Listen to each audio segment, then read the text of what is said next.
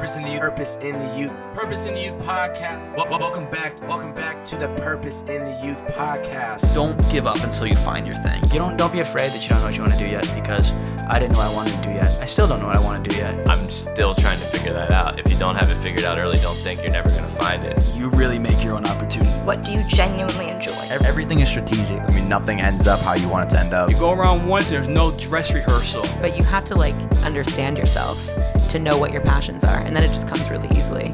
Keep looking for it. Ladies and gentlemen, welcome back to the Purpose in the Youth podcast with your favorite bearded man, the one, the only Bobbbaaaay.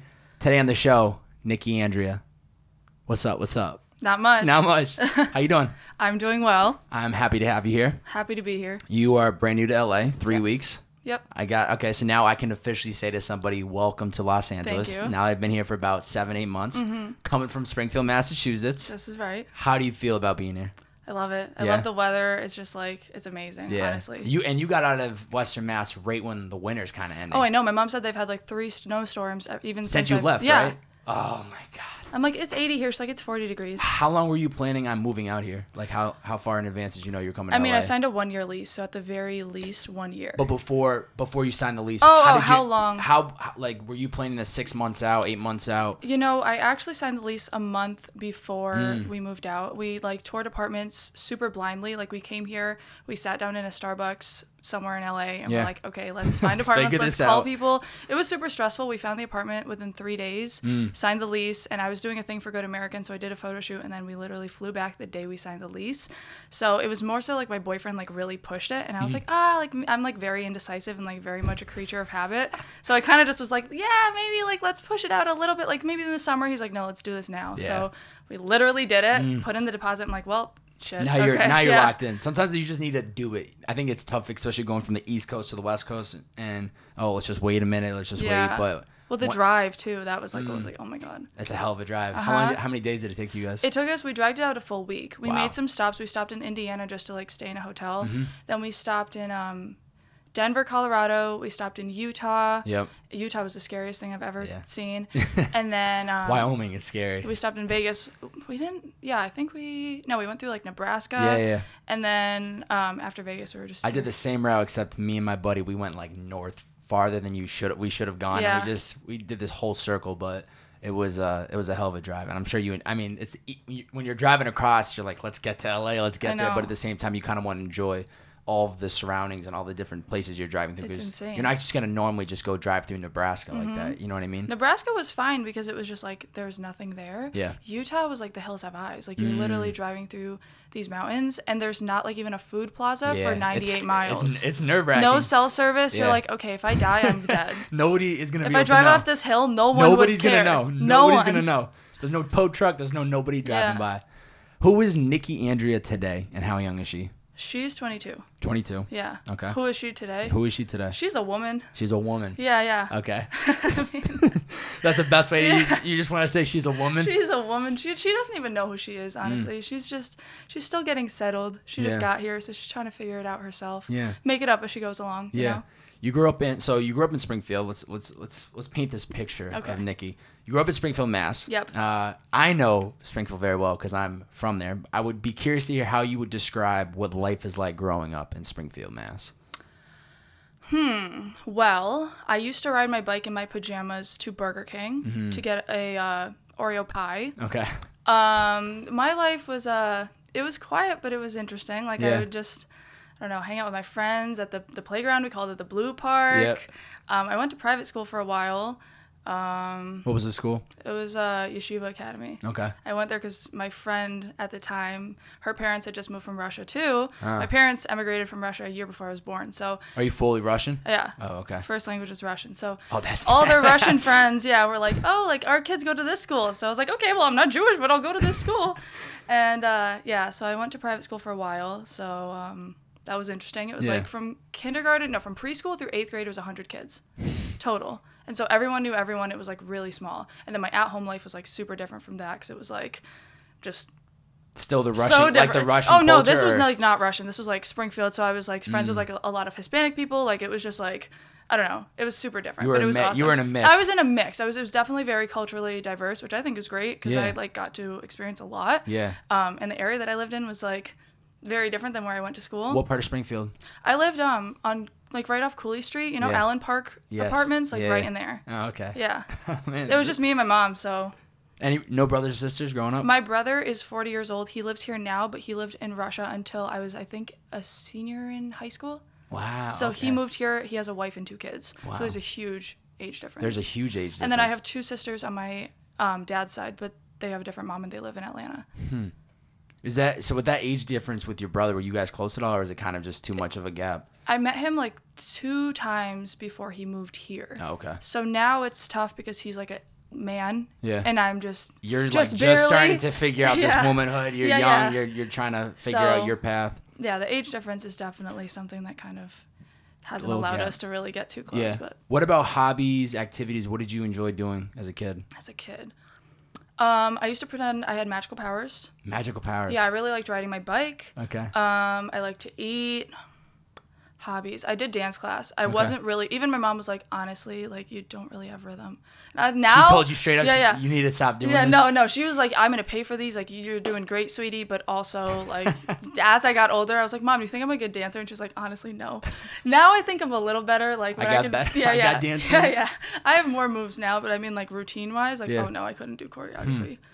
I came across a video, and it was early on from something you had posted on YouTube. Oh, God. And we went scrolling back. Oh, God. And you were talking about how in 6th, 7th grade you started counting calories with friends. You would jump rope, watching SpongeBob. Why were you so concerned about your health at such a young age? It wasn't so much I was concerned about my health. I was more so concerned about my weight. Okay. I remember I had this friend who I'm still best friends with now. Her grandma told me one time we were all eating fries. And we were like picking off one big plate of French fries, and her grandma was like, "Nicole, save some fries for the other kids." Like she was like, I don't know, it just the way she said it resonated to me. Like it just stuck with me forever. I feel like just the way she said it was like, "You chubby, like save some fries for the other kids." You know, all my friends were super petite and tiny, and I remember sitting in the car in the backseat on the way to Six Flags, and I was looking at my thighs, and then I was looking at their thighs, and I was comparing them, and I was like, "Oh snap! Like something's up." And I was just like.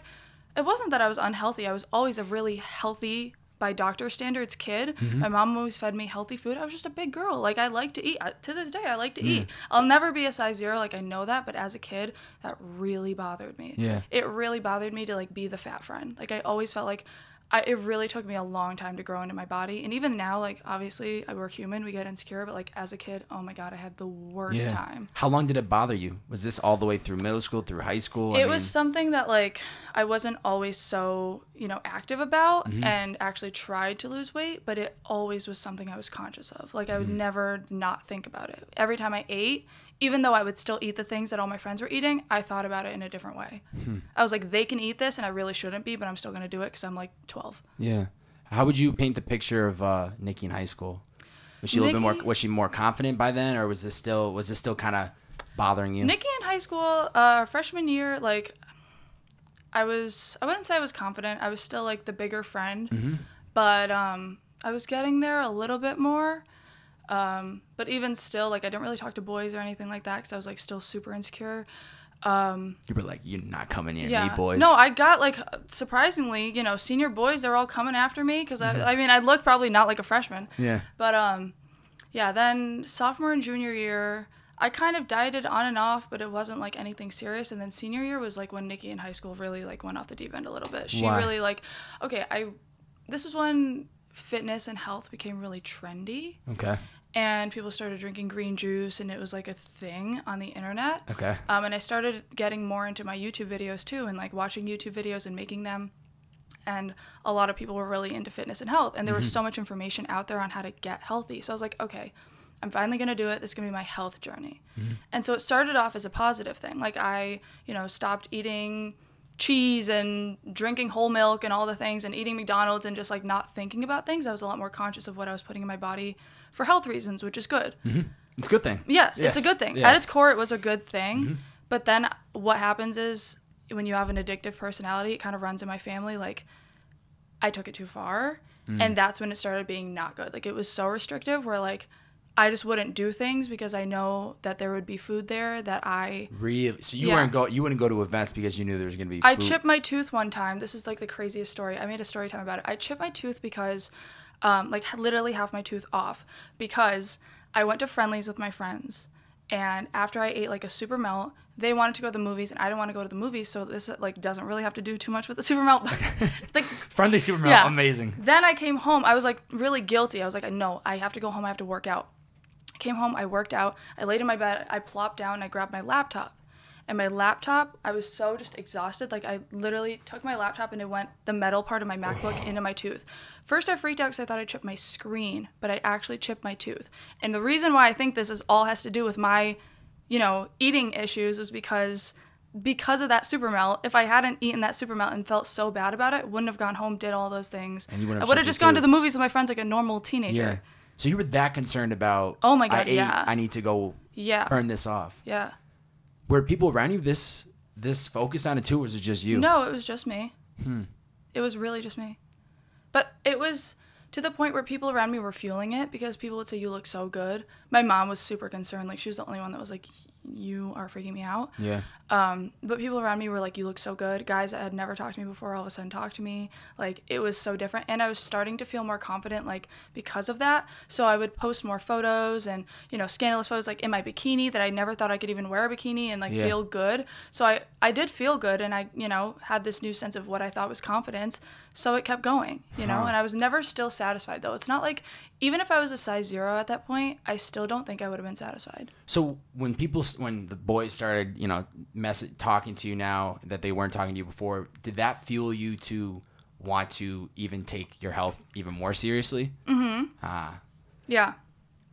Definitely. You know what? I remember in 6th grade, they go through that whole, even like 6th, 7th grade, they went through that whole, all these eating disorders, and they were so heavy on it. And I don't remember. I was definitely a chubster, I think, in like 5th, 6th grade. I was definitely had a little weight to me, but I don't remember how seriously I took it. But I mean, health when you're so young, it's everything you take is personal, right? Yeah. So I mean, I understand now that you're at the age now where it's like you've been through so much, and now you probably look back and laugh at it because you think, how was I so insecure when now I'm fully confident and I can eat whatever I want and I'll do whatever I want.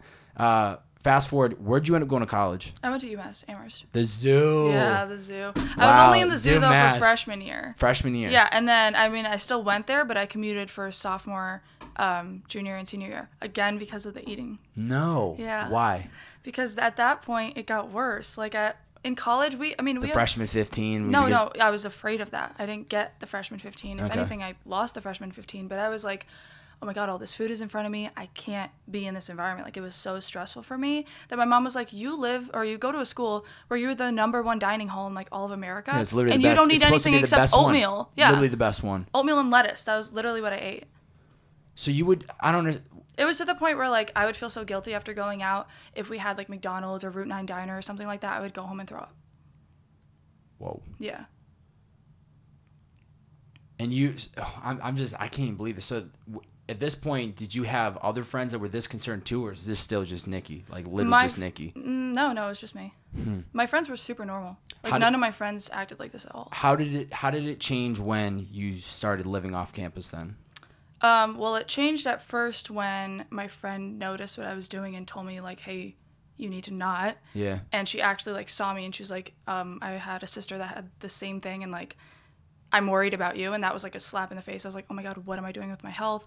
And then when I started dating my boyfriend, he was really sweet and kind of nurturing towards me, and he was older than me. So he made me feel really good. And so after that, I kind of was like, you know what? Someone does like me. Like, it's good. okay. Yeah, I'm good. Yeah. And then I kind of just let go. And so that wasn't good too, because then I stopped living on campus. I didn't go to the gym. I just kind of started eating. You're comfortable. Yeah, I was comfortable. I was like relationship weight, Like you're just like, okay, whatever, Relationship la-di-da. weight. Yeah. I've never heard anybody refer to it it went like from like 0 to 100. It was like, I wasn't like all of a sudden like roly-poly-oly, like, but I was like definitely not the way I was anymore. I think it really just took something like that, like falling in love, I guess. That sounds so corny. Yeah, no. Just falling in love. Yeah, no, seriously. What did you go to school for? Journalism. Why journalism? It's really broad, and it was something, I mean, okay, this is going to sound bad, but I didn't really want to go to school. Okay. It was kind of like... the parents forcing you? Well, she didn't force me, but she was like, you really should, and, like, you're smart, and I feel like it would be a waste for you to not go to school. And I'm like, yeah, you're probably right. Okay. So I really wanted to go to school in New York. My mom said, that's really far. In the city? Yes. Okay. And then she said, you should go to school in Boston. So I applied to like 10 Boston schools. I got into all of them. And I applied to UMass as my safety school because my mom really wanted me to apply there just so I could be close to her. Right down the road. And it ended up being that I was like, you know, we realistically don't have the money for all these Boston schools, so let's just go to school Right down the road, where they gave me the most financial aid. And like, honestly, it is what it is. I'm glad I did it. Yeah. So How much do you think Nicki changed from the one that walked in to the one that graduated? Like 180. So much. What stands out the most? What about her? I think I grew into myself. Like, I feel like now, I'm not saying I'm fully confident. I'm not saying that, you know, the things that I used to think about aren't still a part of my life and aren't still something that I'm working through. But I would say just like my attitude towards myself, and it's not like a self-hatred thing anymore. It's a self-love thing now. And it's more so if I eat something, if I make a healthier choice, it's because I want to fuel and nurture my body with something healthy as opposed to like I want to be skinny. Yeah. You know what I mean? So there's different. You're approaching the things you eat differently. This isn't about being a size 0. It's about putting in the good things into my body because it's better for my body. It's gonna make me feel happier. And YouTube wise, I used to make videos like strictly for weight loss, like how I lost 10 pounds, how I did blah blah blah. And now it's like how to love yourself at any size, and like, you know. Yeah. It's putting a different what foods angle are to healthy. It. What inspired you to start the YouTube channel? Because I scrolled back and the first video was 7 years ago. Oh my god, I really should private some. Nah, keep them there. So bad. Keep them but they're there. honestly hilarious. Like I just keep them because I don't care. Like I love exactly. You embarrassing shouldn't. It shows that the was progress. me. Like it's not like it's me literally. now. Well, when I was in high school, I didn't watch TV. Okay. I watched YouTube videos. So me and my friends, it was like a group of 3 of us. We were obsessed with these certain YouTubers and we would watch them all the time. And they were like, I don't know, we felt some kind of attachment to them or something. They were like our TV stars pretty much. And so my friends were like, you should make videos. And I'm like, haha, maybe. And then one day I just got my webcam. I filmed like a little hair care routine on my little Dell MacBook, not MacBook, Dell computer. Yeah. And yeah, that was that. I uploaded it and I was like, okay. You didn't care. No. You were gonna put it on the internet. Yeah, and then I you were just not kept worried doing about it. what people were gonna say or anything like that. I mean, I was probably like 13, so I felt like I was just like, okay, I'm gonna do it. Yeah. And at that point, YouTube was so different. You didn't really get hate like that. Like it wasn't like you put up a video and people are gonna see it and leave you nasty comments. It was more so like little girls your own age that would watch it and stuff, and it was so different. Yeah. It's interesting because I watched literally the first video, at least it's available. I don't know if that was the first video I ever uploaded, and you could tell that this was something you were supposed to be doing. Being in front of a camera. Maybe not specifically YouTube, but the confidence that you were looking into the camera, speaking. There was no redness in the face or kind of nerve-wracking. You were just pushing yourself to do it, and you could tell from early on that this is clearly something that you should be doing. And like I said, not necessarily maybe with YouTube, but then wherever else the world would take you, but it's definitely the platform. You should be putting yourself in front of the camera. What have you learned about yourself through putting out your own media into the world? That I feel like my stories and things that I never thought I would tell people, or, you know, things that I never thought I would share with the internet do make a difference. And, you know, everyone has a voice, and it sounds so cheesy and cliche, but like anything that you think might help someone, I feel like you should just do it. Like the eating disorder thing like took me so long to actually like put that out there, and now I'm so free and open about it because it helps people. Yeah. Other girls, I got messages being like, hey, you know, I went through the same thing, or I'm currently going through the same thing, or like I never thought that you would struggle with that, and like that means so much to me to hear that. Yeah. And that's like the reason why I do it, you know what I mean? Or other girls are like, hey, you know, I never thought I'd feel confident in a bikini, but I'm similar to your shape, and you know, I saw you in this photo, and like it's something so stupid as like I posted a photo that I thought was hot and I put it on the internet, but it has an impact on people. Yeah. It's cool. I mean, that's the benefit, that's the beauty of the internet is I don't want to say it's cool, but it's amazing how what you're talking about, it might be just a story about you, and you think, oh, I'm just going to put it on the internet, who knows who's going to be affected by it, and then you start getting comments and DMs, and it fuels you to be more open and be more honest with people, and it becomes almost a diary of your life that other people can now click in and watch and then relate to, and then maybe eventually gain the confidence to start putting up videos of themselves. Right. That's the beauty of the internet. That's what I love about podcasting, YouTube, Instagram. If used for the right reasons, it can actually impact a lot of people, which I think is super cool. What do you think separates you from other YouTubers that are doing kind of health, fitness, vlogs? You have like a mix on your channel of all different types of stuff. It's more of like a lifestyle channel, I guess you could say. What do you think separates you from maybe the next woman that's doing something similar? I'd like to say that all YouTubers are honest with their audience. I feel like I keep it pretty real with my audience, but I don't know about, the others. What separates me? I mean, I guess just that, like, my story hasn't always been so pretty. You know what I mean? It hasn't. Not saying that not everyone's gone through a struggle, and your problems are relative to you, and I'm not saying that someone else's problems aren't problems, but I guess that, like, I didn't come from like a high income family, and I didn't even have the money to get like camera equipment and all of that kind of stuff until my boyfriend helped me. And moving out here, like, my parents weren't able to pay for me to move out here, or really college or anything like that. Like, it was kind of just like me.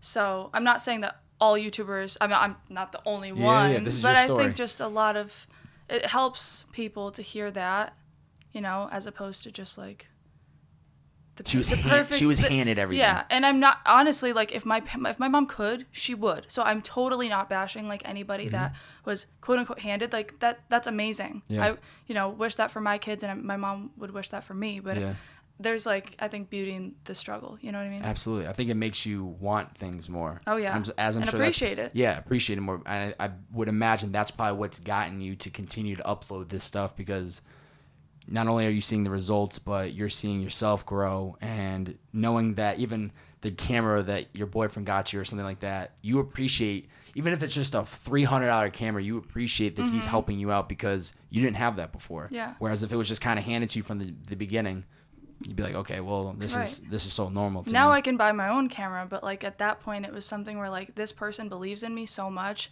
that like he is at his entry-level job, and he is going to put his hard-earned money towards my camera equipment, because he's like, you need to do this. Like, I want people to hear your voice. I want you to be on YouTube. Like, you need to do it. He like really pushed me.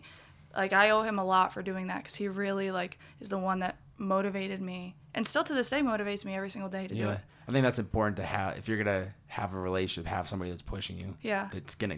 That's there to support you for what you're trying to do, and not pull you away and say, you don't need this YouTube world. Or it takes a really special person to, like, especially with the stuff I post. Like, I'm very open, I'm very like sex positive and everything like that. Like, it takes a really special kind of guy or girl to be with someone that does that kind of stuff on the internet. You know what I mean? Yeah, absolutely. Your IG bio said something about body positivity. What do you mean by that? Body positivity as in, like, love yourself at any size, shape, color. I want women to feel beautiful, and men to feel beautiful and confident and sexy at any shape or size. And if I can do it, so can the next person. Yeah. Yeah. Takes a little bit of confidence. Takes a little bit of time, I think, for people. It takes a lot of time. There was a podcast guest I had recently. He said, our differences are what make us unique, which I think is so powerful. Like, we're all supposed to be different. We're all supposed to have certain traits that are different than the others. What I enjoy about myself, maybe the next person hates about themselves. Right. But I think it's finding the positives within what we have, or what we have around us, the people, that makes you feel more positive about. I usually say it a little less poetically, but yeah, different strokes for different folks. A little less poetically. Yeah. I'm not that smart. Do you think there's a way to solve or help mental health? Do you focus on that at all? Yeah, I think mental health is really important. I think that's so much of what I went through. It wasn't just physical, it was a mental thing. Like, it was body dysmorphia. I looked at myself and I thought, I hate my body, I'm fat, and I wasn't fat. Like, it's all in your head. I think that's so important. We should talk about that a lot more. How to solve it. Me personally, I can't solve what's going on in your head. Like, I can listen to you and I can give you my advice, but at the end of the day, it's you, you know what I mean? So I'm not a doctor or a therapist. I think there's got to be a way that we can solve it. I mean, I somewhat am working on solving mine. Yeah. So what have you done to help solve that?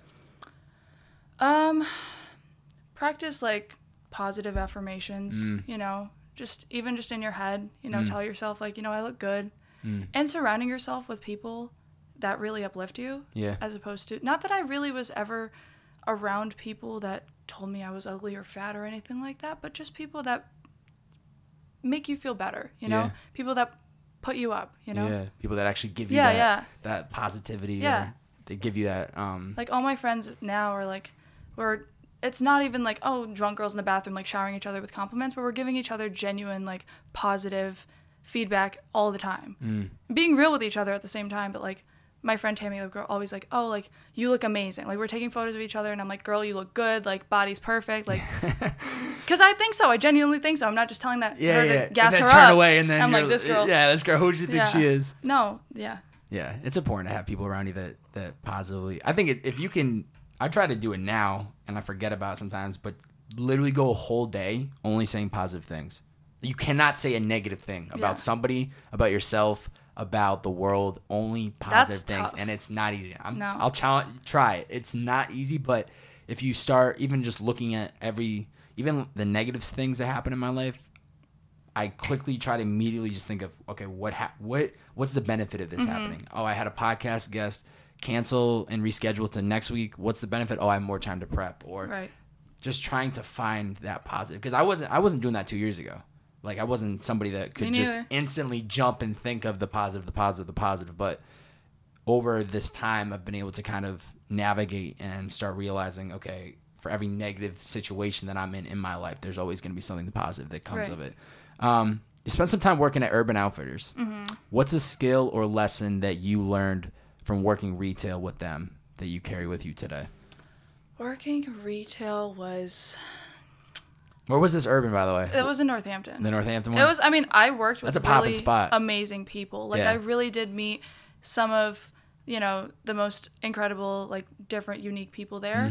Something I learned, I guess, just, how to treat people, how to talk to customers, and also how to, when someone's rude to you, how to take that in a positive way, too. Like, I've had people accuse me of accusing them of stealing, and I just had to be like, have a nice day, like, see you next time. Right, just sit down and just, take it all with a grain of salt. And keep a smile on your face and just kind of blow it off and say, I always say this, like, when I'm driving or, if I have a negative encounter with someone or, like, someone gets crazy in the car or something like that, I'm like, you know what, God bless you. Like, I hope you have a good day. I hope that my mom taught me this, whatever you're going through, I hope it gets better. Instead of, like, flipping them off back or, like, getting mad at them or whatever, or talking back to the customer, I just be like, think in my head, like, I hope that whatever you're going through, it gets better for you. God bless you. Like, have a great day. Goodbye. Kill them with kindness. Yeah, because then in a couple hours, they're going to think about what happened and then realize, damn, she actually was really nice to me. Right. And she did not say anything rude to me when I was leaving. That's the kindness that kills them. You don't know what they're going through, too. Like, they could have had the worst day ever, and then they come in and they can't return their top because that has no tag on it or something like that, and, they get mad at me, but... Yeah.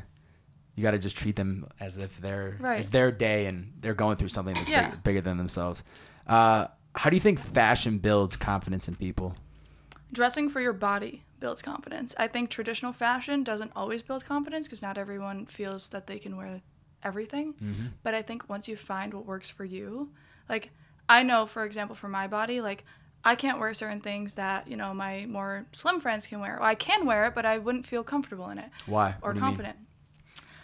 There are just certain things that don't flatter me. It's just the same thing, I think, for anything, like hairstyles, whatever. Like, whatever works for you, wear that, I think anyone obviously can wear anything they want, but it's all about what you feel most confident, most beautiful in. Yeah. I guess it's just a little bit of trial and error, what works for you and what doesn't, and seeing. It takes time. Yeah. You did a recent photo shoot down in Miami not too long ago. Is that correct? Is that like 7 months ago, 8 months ago? What was that all about?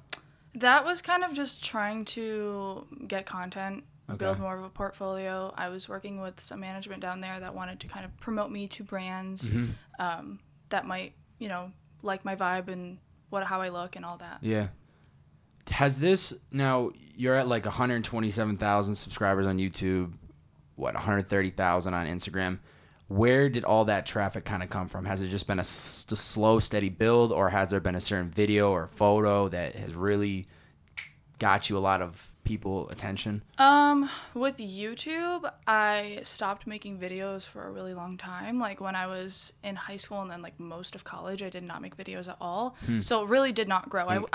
When I stopped at 40,000 and I picked back up at 40,000, that's like what I had. You know what I mean? Like 4 years later, because I didn't upload videos maybe like once every 6 months. Wow. So then once I really started, this was like end of my junior year of college, and even so in college it was really tough to still make videos consistently because I was still like doing college. Yeah. So I would say there were a few videos that did do really well that I think helped a lot. Yeah. But it was more so just being consistent or more consistent that helped right away. What, you know? What made you stop for that 4 years all of a sudden? Was it just you were busy with college, or do you just wanted to kind of focus on other things? I was busy with school. I felt like, oh, I don't need this. Like, no one watches my videos. It was just me being down on myself and just kind of focusing on other things. Well, also, like, my new relationship at the beginning stages of it was kind of like, oh, well, I want to put all my time and effort into this. It was, like, my first love and, like, all that. So, and just friends and just I was being literally a teenager. Yeah. Or 20-something-year-old. I don't know. It's like 18, 19. Whatever, college kid. Yeah. So I just kind of put YouTube on the back burner and I really stopped making videos. I regret it now, but I also think that had I kept going with YouTube, I don't know what direction my channel would have gone in. And when I picked back up, I completely changed directions. I stopped making like beauty videos and kind of made more real things. So I feel like who knows. It was a good 4 years for you to kind of figure out. I mean, that 18 to 22 is a big navigation. Like the person that I was walking into college versus when I was telling you before, I walked into college thinking I wanted to do corporate, walked out, absolutely not.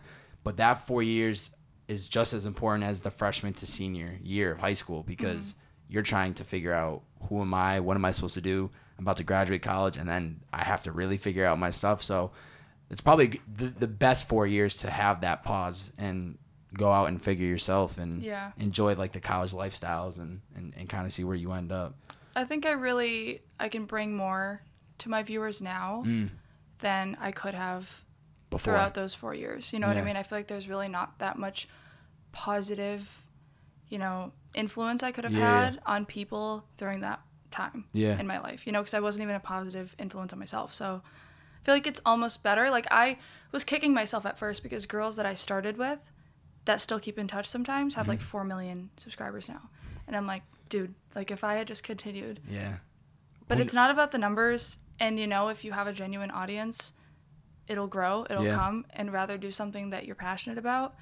And, I might not ever be as big as 4 million, but hey, that's life and everything happens for a reason. And I'm not going to sit here and like kick myself because I didn't know. Nobody knew what YouTube was going to become. Yeah. You know what I mean? And so it happened the way it did. Yeah, it is what it is. It is what it is, and every second you sit, even trying to think of why I should, you might as well just move forward. And instead of spending this time thinking about it, go make a video and see. I know I gotta get some. every time I do podcasts, these things just like jump up. Sorry. No, it's not your fault. It's not your fault. There was another video I came across, and you talk about. It was like more of like a video just talking to your audience about why you do certain things, and it was about like. Using your sexuality, love for fashion, bikinis, and fitness to build a platform of followers, which sometimes you have to do the things you don't want to do in order to get what you really want, which is the social media world we live in. I get it. I totally respect it. What exactly do you want to see happen moving forward? Long-term goal would be to have like a full range of all sizes lingerie and swimsuit line. That's so much like what I do on the internet right now, but it's for somebody else's brand. Okay. So I would love to do that on my own. I've always wanted to, design something and have it be my own. Yeah. And have it fit anybody. So that would be like way long term. Like I would love to do that. What do I want to see happen? I mean, just continue kind of to do what I'm doing, but have more of an influence on more people, be able to like help more people. Yeah. Yeah. I think that'd be super cool to have like a line like that where it doesn't matter the size of you. We're gonna fit you. That's something that is a make it or break it for me. Like if I would have to have, the whatever, if I get it from a manufacturer, if I make it myself, like it would have to be so inclusive because I feel like that would be so going against everything I stand for. Yeah. If I were to make it like extra small, medium, large, you know? Yeah. And then what about extra small? Yeah. What about 2X? What about 3X? You're you know? about body positivity, so Right. you need to be able to. That's not body positive. Yeah. that is not body positive. An IG caption: don't try to compete with anyone but yourself. Strive every day to be the best that you can be. How do you ignore everything around you and everyone and just focus on you? And not ignore it. I mean, you can see what other people are doing, pay attention to them. Mm-hmm. To some extent. It's good to be even in an environment where like you're at an event with other influencers and you see what other people are doing, and that can be motivating to you to be like, wow, you know, this person got this deal and this person is doing this. That's awesome and that's great. It's super beneficial to motivate yourself and still kind of put yourself in that environment and not ignore it and just be like, well, I'm the best. Yeah. But comparing yourself to others is never going to help you. You know, using them as motivation and coming home and being like, I want to work even harder. Yeah. You know, but for you, Yeah. not for them. Not to Yeah. be like, I'm better than so-and-so. Yeah. Be like, I'm better than I was yesterday. Yeah. I think it's easy to, when you compare where people are in there. So the person that has 4 million sitting there like, damn, I need to have more than 4 million. But at the same time, this is your own journey. And there's no point in wasting time of comparing yourself to that person. You're still not them. You're never going to be them. You're never I love going to that. be them. It's like that quote that was like, don't compare, you know, your step 1 to someone else's step 11 or something like that. You know, like this is like your journey. Yeah. And the path that you're supposed to be on is not the path that they're on. Yeah. So that's kind of like that girl with 4 million. Okay, she has 4 million. That's her path. That clearly just wasn't my path. You know, that wasn't meant to be for me. Yeah. And if you try to follow that path, she's always going to be, or he, whoever the scenario is, they're always going to be one step ahead of you. So and if I tried to make their videos, it just wouldn't. It my wouldn't be audience would genuine. like, what are you doing? Yeah, like, come on. This ain't the real Nicki that we know. Right.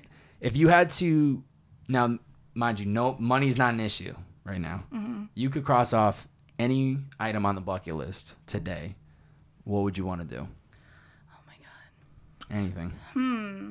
What's the first thing that jumps to your mind? What are you dying to do? I'd want to travel. I think I would want to go to Europe. I would want to go back to Russia. Okay. When's the last time you were there? Well, my family relocated from St. Petersburg to Minsk, Belarus. So I've been to Minsk, and that was like, I don't even know, probably last time in 7th grade or something like that. But I'd want to go back there, and I'd also want to go to St. Petersburg because I still have an aunt there too. So I'd love to do that. I guess that's not really a bucket list item, but that's the first thing that would come to my mind. I've always wanted to see Europe. I've always wanted to travel. Yeah. I have traveled outside of the U.S., and I've seen, you know, I was lucky, at least my mom, you know, took me around when I was a kid, but with whatever money we had, she still made sure that we were traveling. But I'd love to do that. Where did she take you when you went? We went to, well, we did go to, you know, Minsk, and we went to Germany, and we went to Austria, but this was like kind of like in between going to Russia. It was like the trip over. I got you. We're beach bunnies, so we did a lot of Beach bunnies. We tried to, even just little weekend trips or things like that, like tried to get away. Yeah. Like, my mom is the kind of person, she's like, I'd rather put everything on credit but live my life to the fullest. I'm like, Mom, we don't have money for this vacation. Within reason, it has She's to like, be. I don't care. We're doing it. We need this. Yeah. Like, and every time we come back, she's like, I'm poor, but I don't care. I get it, though. You know, you have to live your life, but then it's also, we need to live within smart decisions. Because we could just swipe the credit card and worry about it later, but at the same time, we eventually are going to have to pay off this credit card. We need to make smart decisions and invest in things that are actually going to work. But you must love that you live this close to the beach now. Yeah. I mean, if you're on Melrose, you're 20 minutes. I mean, depending on time of day, of course. But you're not too far from the beach, which is, I think, amazing. The best part about living out here is just knowing. I don't even go to the beach often, but knowing that you can. I can. Yeah. And the weather. When you grow up in Western Mass, you know what I mean? God. You get it. The people out here don't understand that. I know. They think 50 like, oh, the beach, who cares? Yeah, they think 50 degrees is cold. They'll pull out their know. Patagonian jackets, and I'm like, you guys good? Like, do are you you understand? okay? Like, go get a shovel and I shovel know. out your car because you have no idea like the difference. What have you in just the 3 weeks, right? You haven't been here for that long. Yeah. What's been eye opening to you about LA that you might not have recognized before? That everybody wants something from you. Everybody, no matter what it is. You heard it, folks. Even if it's a positive thing, even if they're going to give you something in return, everybody wants something from you. Like, somebody hits you up on Instagram, they want something from you. Yeah. And even my boyfriend is very naive, and he'll be like, oh, this guy, you know, he works closely with this brand. Like, he just messaged you. I'm like, Yeah, I know, but like at this point, I've filtered through so many of these guys that work with this brand that have messaged me that I know what they're about and I know what they want. They don't want me to work with their brand, like maybe, but it's really, you have to filter through. I've learned too that the best friends you're gonna meet are usually people that are not from LA. No offense to anyone that's from LA, but a lot of times they already have their friend groups. They've been here their whole life. You know what I mean? And they want to be with the people that they already know, which is, I totally get that. But then it's all the people, it's kind of like a melting pot. It's all the people that have come here, you know, from one of my closest friends is from Australia. And she gets it. Like, we're in the same boat. So it's easier when you can kind of, you know, talk about the same things and feel for each other and be like, oh, this happened and blah, blah, blah. It is the best place to be, but also it is just a competitive environment of what do you do? What, you know, what's your Instagram following? What's your subs? I met somebody on Melrose one time, and they literally, the first thing, they're like, oh, you do YouTube? How many subs you got? It was not even a miss of a beat. What do you do? And it's like, damn, I get it. You want to know, but there's more to life than just that number. I mean, I'm so happy that that's what you said, that's the first thing that jumped out to you, because that's what LA is all about. And that's the one thing that I love about living outside of the melting pot, because I don't have that where I live. I'll go to the grocery store and there's no influencers. There's... Like I said, we stick out in this neighborhood, but that's what LA is all about. And I get it. Everybody wants to read people and understand what can they bring to the table, what can I bring to the table. But I think the problem with a lot of people is they move here and they fall into those situations, and people say they're going to do things for them and they don't. And I think what people need to do more of, this is just my 2 cents, is give value to people and not expect anything in return. So that guy that says he's going to do something, he's probably not. But find ways to build that relationship without asking for, oh, I need you to wear this apparel so I can take a picture and use you as a model, versus have this apparel. Or, I don't know, just I think you need to find ways to, people, not you specifically, but people need to find ways to give value without asking for that favor in return. Because then that's where you build a relationship and people trust you, and then eventually you hope that something happens. What are you most grateful for today? Most grateful for? My mom. Your mom? I feel like I say that all the time, but like she's literally my best friend. She's coming out in a month and I can't wait.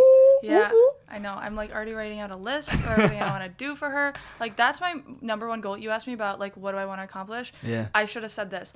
I want to be able to support my mom and not have her, not that she supports me now, but like if she could, she would. I want to be able to support her. Like, I want to make sure that my mom is like fully taken care of forever, like at all times. She's like literally the most selfless, amazing person ever, and everyone says this about their moms, but like they've never met my mom. So they don't even. You got the one. They don't. I literally have the one. So I mean, it breaks my heart literally being away from her. So that's what I'm most grateful for. Are you gonna buy her house on the beach? Oh yeah. Yeah. Malibu. Yeah. When I'm on, she'll be on too. I love that. Now this is a loaded question, because we talked a lot about growing up and having these issues, or, you know, looking at yourself in the mirror and not being happy. But is there something today you would want to change about yourself? And it doesn't have to be physically. It can be just mentally. It could be anything. Is there anything you would specifically want to change? Physically, I mean, everyone's got their things that they want to change. Yeah, I know. You know, I feel like that's something that will never go away. I guess second guessing myself. I'm always the kind of person where like my friends will laugh at me. They're like, why don't you think you can work with this brand? Or why don't you think you can talk to this person? And I'm like, cause I'm not like, I'm not trying to, I feel like it's pompous to say you're humble. But I feel like I am. Like I second guess myself and I think, well, I'm not enough. I feel like I ain't shit yet. You know what I mean? And that's good to a certain extent. I don't ever want to come off like I'm better than anyone else. So I think it's a blessing and a curse. Like, I'm always afraid to say certain things in front of people and come off like I'm bragging. You know what I mean? I never want to feel like, oh, this girl, all she talks about is, you know, what she gets from YouTube or this and that. And like, I would never, ever say that. Like, if anything, am not ashamed, but like, I just don't talk about it. So I feel like sometimes I sell myself short in terms of what I can do. Because I feel like I'm not good enough. You know, and I always feel like, oh, well, there's so much competition. So, you know, I believe in myself to a certain extent, but only for certain things. And then there's like that reach thing, and that's when I need that push, because then I'll be like, no, I can't do this. Yeah, it is a blessing and a curse, because if you're humble, then you're never gonna walk around and be like, yeah, I'm the shit. I have this YouTube channel and I have all these subscribers, and someone's gonna come and check you and be like, yeah, they're gonna call you up. But then on the other side is then it becomes, once again, I know. Oh my god. It becomes the mental game of, can I deliver? Like, do I have the ability to actually do this? So it's a balance of having the confidence, knowing that I can literally do whatever I want, but then also being humble enough that I'm no better than anybody else, which I think a lot of people get mixed. You're gonna see it already in LA that the humbleness is just not there. Yeah. And I think that's what separates. I think what separates the people who can win in the long term. I see and I meet a lot of these people who got a lot of clout, and they got all the money coming in right now, but some of them I just shake my head and laugh, because I'll see where you're at in 5 years. And I never wish anything negative upon people. I never want to see people fail. But I just know how the actions and the words and the things they put online, it's gone in 5 years. You're hot right now, but let's see where you're at in the long time. Because the humble ones and the people that are just good and genuine and aren't putting out stupid stuff, it ends up returning in their favor. It's one of the best compliments that I get. It's like, you're actually such a nice person. Yeah. You know, you're nice to look at, but you're also such a nice person. Yeah. Like, you're not, you know, some rude, bitchy girl that thinks comes in and, like, thinks she's better than people. Like, I feel like that's the best thing that you can hear is, like, okay, you know, I'm sticking to my guns. I am, like, doing something right. Yeah. And that's going to help you in the long term of when there's 10 other girls like you standing and they're like, which one are we going to pick? They're going to pick Nicki because of the personality and because of the genuineness and because of the humbleness. And that's the one that they're going to want to work with. It's not going to be, I mean, numbers always play a role, but I think that's what people want to do is work with the people that are good and that are humble and that are genuine and nice. And I think in the long play, that'll help you. Before I get into the closing questions, this is when I reverse the role. I allow my guests to ask me any one question. It could be anything you want to know about me. There's only 2 rules. 1, it can't be about the podcast. And 2, it can't be a question that I asked you today. Any one question, whatever you got in your mind, fire away. It can't be about the podcast in what sense? Like, about you could about your career as a podcaster. Hit me with what's jumping to your head, and I'll tell you if it's a go. I've got a lot of the same questions within the podcast, but if you got something, like, I feel like a basic question would be like, what's the hardest part about doing the podcast? Like, that would just be a basic question. That's a good question though. Yeah. Because nobody's ever asked me that. Because that would be tough for me. What's the hardest part? I think it's just staying consistent. Yeah. I think that's the only way you will get anywhere with podcasting is the consistency. I mean, that's anything in life, right? Like anything is consistency. But podcasting, in the world we live in today, you should deliver at minimum weekly. At minimum. If you want to stay relevant and if you want to build. Mm-hmm. And the most difficult part of that process is when you start off because nobody's listening and nobody cares. And you're just sitting there going, what am I doing? I got 20 plays here. I got 30 plays here. Mm-hmm. What am I doing? And if you can, I'll never forget the first episode I ever uploaded, August 31st, 2016. It was the day I was moving into my apartment in Boston. But before I did, I was uploading the episode home in Chicopee, Mass. And I told myself, if I ever want this to be taken seriously or if I ever want to see this become what I think it can become, I have to stay committed and I really have to deliver weekly. And that was the best thing I ever did. And it has been a struggle. There have been times where I literally will record an episode and it comes out 12 hours later. There have been a lot of those. There have been times where I'm emailing people and no response, or emailing people and they want to know how many plays you get per episode. They want to know the fine details. There's been that whole journey of trying to just get people to see the value in the podcast, in your podcast, which is so tough.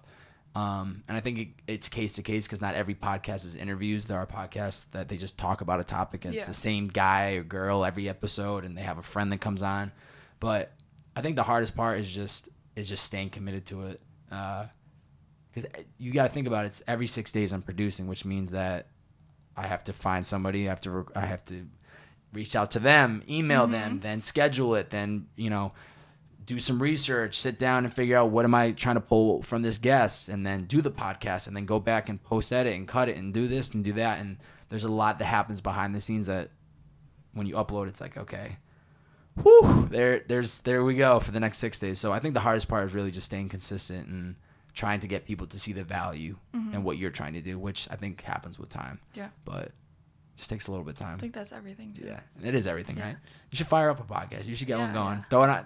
Throw that to the mix of the YouTube channel. I know you already got enough content. I know. I feel like that would be a headache, right? Yeah. Oh my God, I couldn't interview people for sure. You don't have to do an I interview. give you props for that. I appreciate it. I would be nervous. You know what? It could be the podcast where you just talk about your life. I mean, you're already doing it on the YouTube vlog, so I know. it doesn't really make a difference. Oh my God, listening to my voice would be tragic. I couldn't. It's not fun. It's bad enough when I have to do videos. Yeah.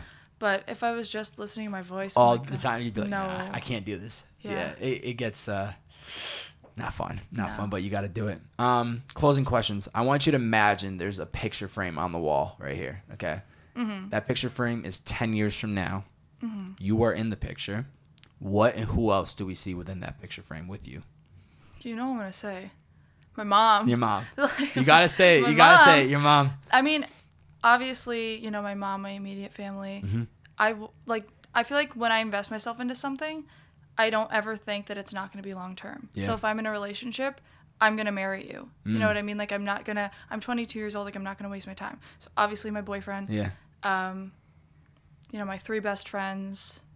The 3 relationships that I've put so much effort into. Yeah. You know, I have like other friends now, but I feel like those are like the three best ones friends that are like going to be my maids of honor. Yeah. And we're probably going to be somewhere on the beach. Somewhere on the beach? Yeah. Out here? Yeah, and maybe out here, maybe like, I don't know, like somewhere tropical, you know, some Bahamas, Mexico, Cancun, Cabo. St. Martin, like, I don't know. That'd be dope. Yeah. St. Martin would be dope. Yeah. Maybe it'll be my wedding. No, 10 years is a little, I don't know. I feel like 10 years is a little late. You'd be 32. Yeah, that's a little late. Is it a little late? I don't think I'm getting. I think LA has different rules for when people get married. You know. Yes. So I think if I stayed here, then I can get married when I'm 50. Yeah. But I feel like back home, people get married early. It is just a different environment. I think back home, you see a lot more relationships, at least in Western Mass. They start and people I know that are living there are getting engaged right now. I know, having babies. Looking at the clock, I'm like, damn, what am I doing? People here, I feel like, don't even do relationships. No. I haven't met anyone that's like, yeah, I want to settle down. People are I'm like, I came out here. I was talking to this other guy who's like, oh, wow, like, you were fast. You found someone here already. I'm like, no, I knew him already. Like, I didn't just come here and, like. You were fast. He's like, I'm so surprised that you found someone already. I'm like, what is that supposed to mean? Because nobody here wants to be in a relationship. Yeah, well, I think some people do, and then they get into the wrong ones, and then it just fires down and blows up. Yeah. But yeah, I think LA's definitely a difficult dating town for people out there doing that. Yeah, my friends trying to date people out here, or not date, but like go on dates and like talk to guys. I'm like, oh my God, it's all a hot mess. Like she's like, every guy here is the same. Yeah. They haven't found the right ones. Yeah. Ladies. Yeah, I know. You're looking at them right now. Where can people find you on social media if they don't already follow you? They can find me on YouTube. Okay. If you go on like my URL, it's still Beauty by Nicki. It's youtube.com/Beauty by Nicki. I'm not Beauty by Nicki anymore, but YouTube doesn't let you change it. Unreal. Or they can just search Nicki Andrea. Or on Instagram, Nicki_Andrea. Or on Twitter, Nicki with 2 underscores Andrea, because someone took 1 underscore. Ah, wow. Bastards. Wow. I know. Damn. Who would want that? I've tried so hard to message the people because I want it without an underscore. I've tried so hard to message people on Instagram, like being like, hey, you know, can you please give me your username? No response. Yeah. They don't want. I'll pay you. I'll give you money. Just give it to me. Literally. Unreal. I definitely did mispronounce your last name going into the podcast, so I apologize. That's fine. It's my middle name. Oh, it is? I always tell people Andrea spelled like Andrea. Ah, Andrea, though. Okay. Yeah, I tried finding you on... I tried doing a lot of the research on Facebook. Could not find you, so now it makes sense if that's your middle name. No, you're fine. It's like the same thing. Yeah, okay. Makes sense. Before I ask the final question, thank you for coming in today. Thank you for having me. I'm happy to capture your story, especially being that you're from Western Mass. So we got another Western Mass out here holding down LA. And the fact you've only been here 3 weeks, I think you're only going to continue to love LA.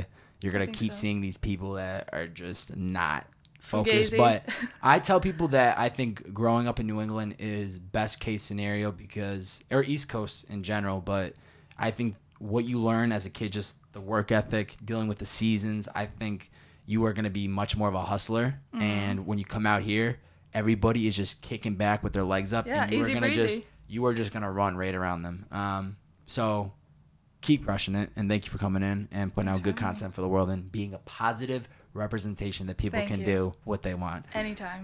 Last question for you. For the people that are listening right now, haven't figured out a passion, haven't figured out what their purpose is, what's the best 2 to 3 pieces of advice you'd give to them? Find a few things that you're interested in that you think could work for you and try them all and see what you like the most. And don't get too caught up in like, this is what I want to do. Because like for so long, I thought I wanted to write and, you know, be a journalist. Yeah. And then I tried it and then I tried other things and I realized I don't want to be a journalist and that's okay. Yeah. You can let go of that and do something else. And you're not going to always find your path right away. Consistency, like you said, is so important. Literally with anything, if you want to work out and you want to change the way you look, or if you want to get promoted, or if you want to build a successful YouTube channel or a podcast or anything, like consistency is so important. And stay true to yourself. Do it for the right reasons. No matter what you do, don't go into a job being like, I'm going to be the CEO of this place, tomorrow. Like, that's great. Yeah. You have the confidence. Have the confidence, but like, don't be like, well, I want to be better than this person. Like, I want to make a YouTube channel and like make lots of money. I just want the free stuff. Like, if you do that, people are going to see right through it. Yeah. And sometimes it works and you can get that clout for like a little bit, like you were saying, but then people see right through it. So in the long play, it ain't going to work out. In the long run, it ain't going to work out. Yeah. Be yourself. That's it. Yeah. Nicki Andrea, thanks for coming in. No problem. We'll catch you guys next time. See ya.